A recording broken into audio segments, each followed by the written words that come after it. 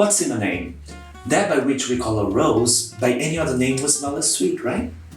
It's easy to see Julia's point, but we do not often call a rose by other names, do we? And if we do refer to the rose by another name, will people know what we're talking about? I'm Rubens Heredia, one of your Pavilion EOT vloggers, and in this series of videos, we're looking at different moments in our lessons, thinking about how to make them more effective and, of course, more engaging and fun. And in this video, I'd like to share with you 5 tips on how to teach vocabulary better. Want to know how? So come with me.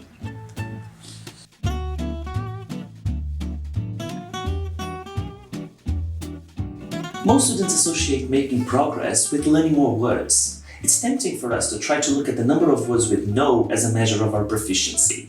Teaching materials do reflect that, and vocabulary activities are everywhere. But are we teaching vocabulary in the most effective way? How can we help make sure that the new words actually stick? Let's cut to the chase. Tip number 1, use games to present and practice vocabulary. Students of all ages can benefit from games in the classroom. Not only are games an opportunity to do something different, lighten the mood and energize the room, but they also reflect a real-life use of language, as people do play games outside the classroom. Some games are particularly helpful to do with vocabulary, as they revolve around words and definitions. We have definition-based games, such as Taboo, Boulder Dash, Dictionary, Bird, and Memory games. We also got categorization-based games, such as Going on a Picnic and Categories. And finally, we have spelling-based games, such as Bananagram, Scrabble, Words with Friends, Wordle, and Crosswords. In general terms, definition-based and categorization-based games are great for both language presentation and revision. Spelling-based games can also be used to revise lexis and work well for controlled practice. Even if you feel that your students are not ready or confident enough to play the original games, you can use the basic principle to play an adapted version of the game. For example, you could play a Fictionary-inspired game to introduce new words, asking students to come up with definitions. Or you can create a crossword puzzle containing only words that students have seen in that specific lesson.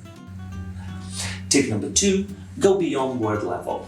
When we think of vocabulary, we immediately think of teaching words, but the teaching of lexis go beyond isolated words. We've all seen students struggling to go through a text because they get stuck in a word that they don't know, often because they fail to notice that the word is part of a bigger unit of meaning or a multi-word expression.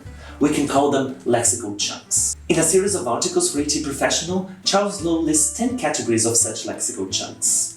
Memorable lines, proverbs and saying, discourse markers, both macro linking parts of the text and micro linking sentences and idea, content-bearing multi-word units, functional exponents, attention and agreement signals, conversation lubricators, cliches, similes and metaphors. His analyses in both articles go quite deep and make for some very interesting reading, so check them out. They're available to Modern English Teacher subscribers in the link in the description.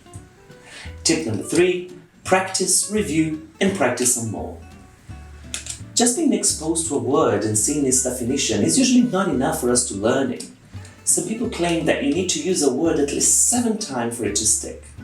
Although this precise number might be difficult to back up with actual data, and it is probably more related to our fascination with the number 7, it's generally accepted that the more opportunities our students have to use the words they learn, the more likely they are to remember them. Mind you, we should make a distinction here between awareness raising and practice, or between understanding and using a word.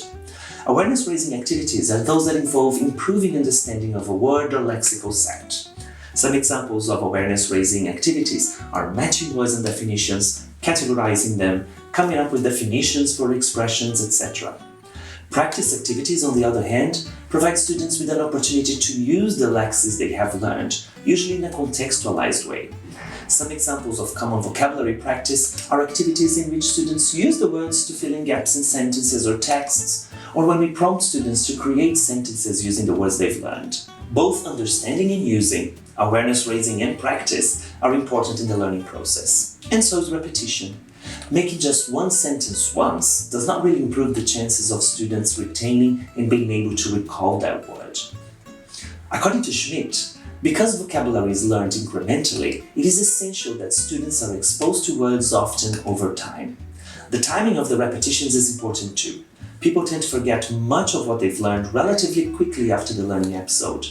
and so it is very beneficial if the first review happens soon after the learning. So make sure you reuse and recycle the vocabulary you teach, not only through homework, but also at different points within the same lesson or in subsequent ones. Maybe there's some truth to the 7 times thing after all. Tip number 4, let students take control.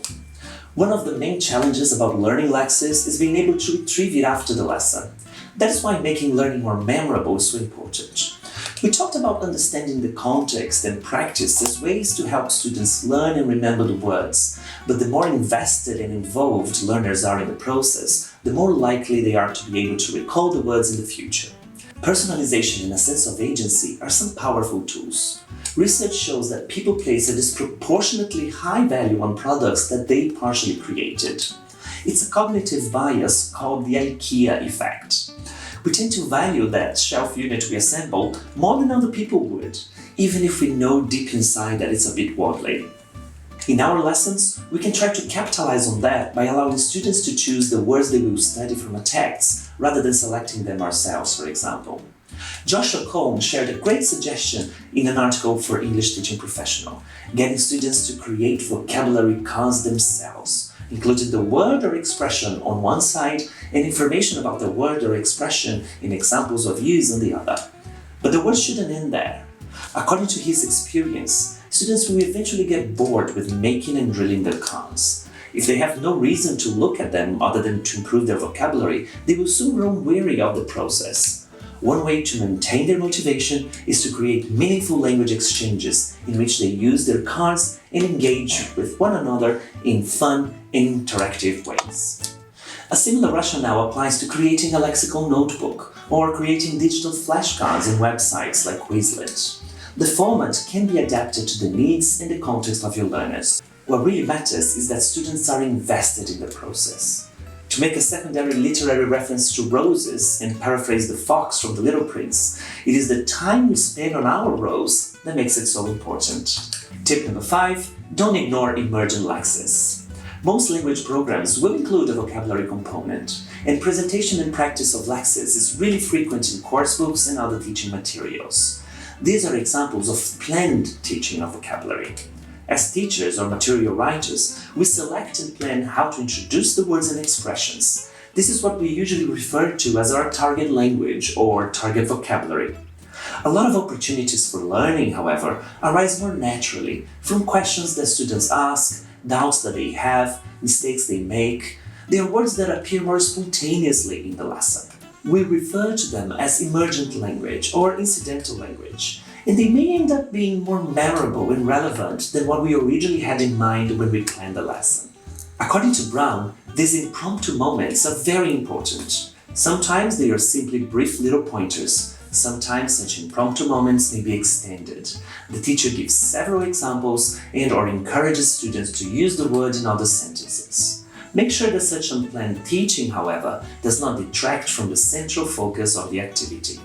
I hope these tips inspire you to include more frequent and varied work on vocabulary in your lessons. And I'd love to hear your ideas. What techniques do you use to make lexis more memorable?